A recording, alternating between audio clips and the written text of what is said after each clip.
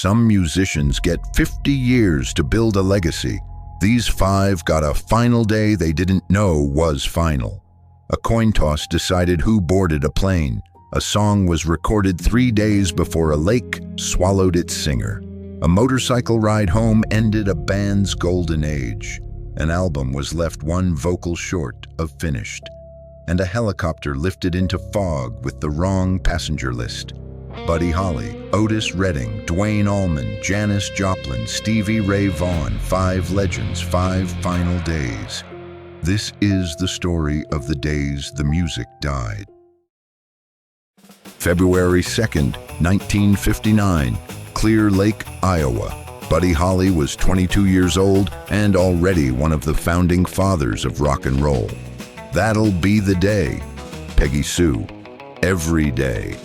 All written, recorded, and released in barely 3 years.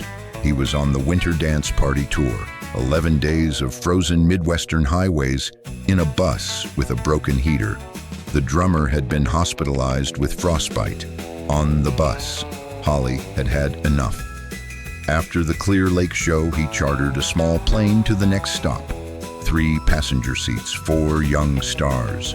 Waylon Jennings, Holly's bassist, gave his seat to J.P. Richardson, the big bopper who had the flu. Holly joked to Jennings, "I hope your old bus freezes up."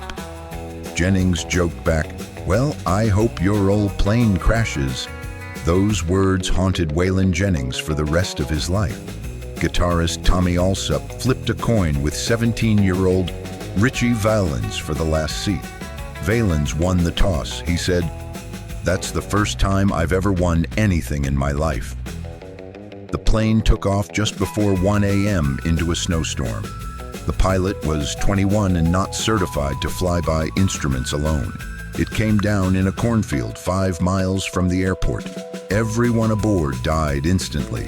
Buddy Holly was 22. Richie Valens was 17. The Big Bopper was 28. Don McLean would later call it simply the day the music died. A coin toss, a borrowed seat, a joke that haunted a man for 40 years. How much of history comes down to chance?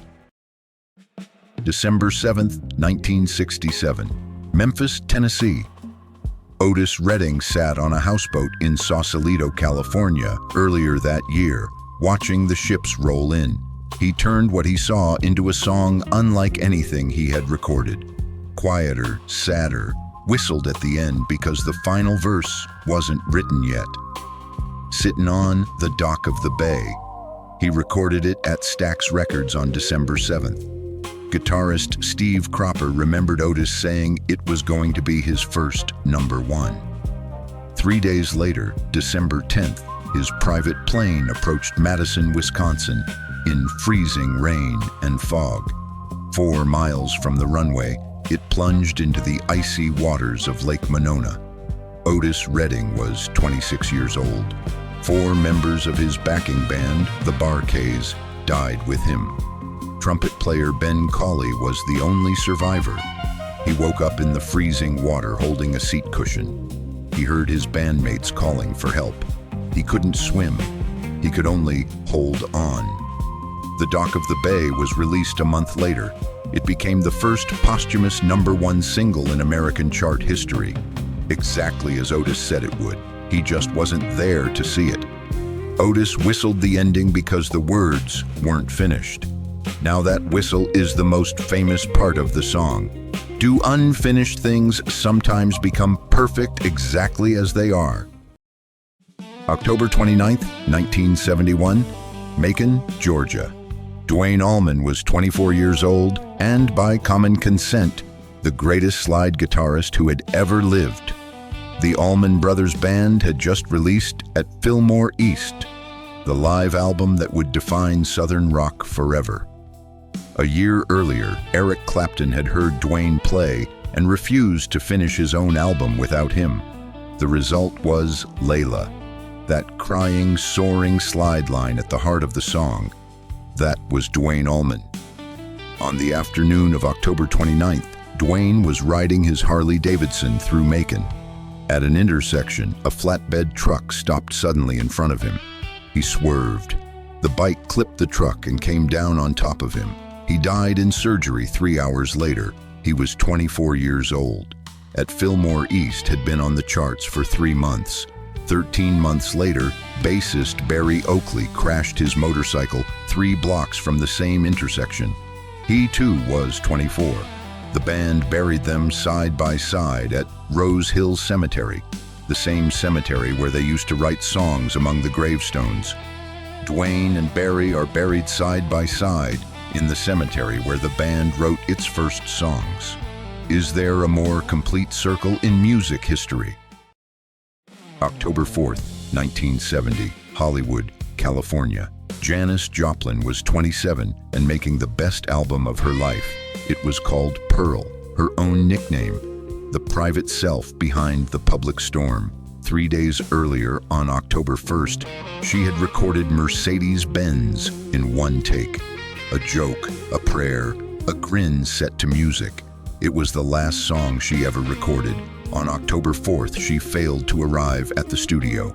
The band was waiting to record her vocal for a track called Buried Alive in the Blues. Her producer sent someone to the landmark Motor Hotel. Janis was gone. Heroin, far stronger than what was usually sold on the street that week. Several other users died from the same batch. She was 27 years old. Pearl was released 3 months later. It went to #1 and stayed there for 9 weeks. Me and Bobby McGee became her only #1 single. She never heard it on the radio, and Buried Alive in the Blues remains on the album exactly as she left it.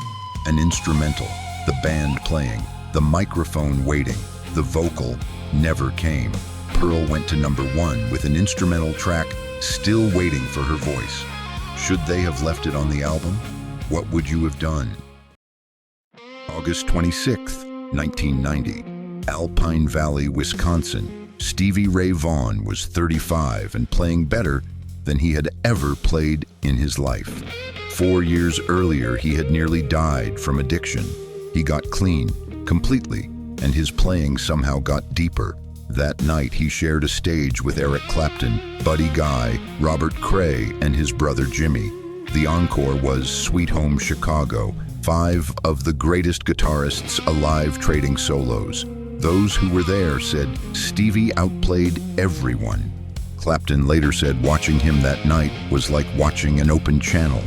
The music just poured through. After the show, dense fog rolled over the Wisconsin hills. 4 helicopters waited to shuttle the musicians back to Chicago. Stevie was anxious to get back. A seat opened on the first helicopter. He took it. The helicopter lifted into the fog at 12:50 a.m. and flew into a ski hill less than a mile away. Everyone aboard died instantly. Stevie Ray Vaughan was 35. He had been sober for 4 years, the 4 years he called the best of his life. His brother Jimmy identified him by his hat and his rings.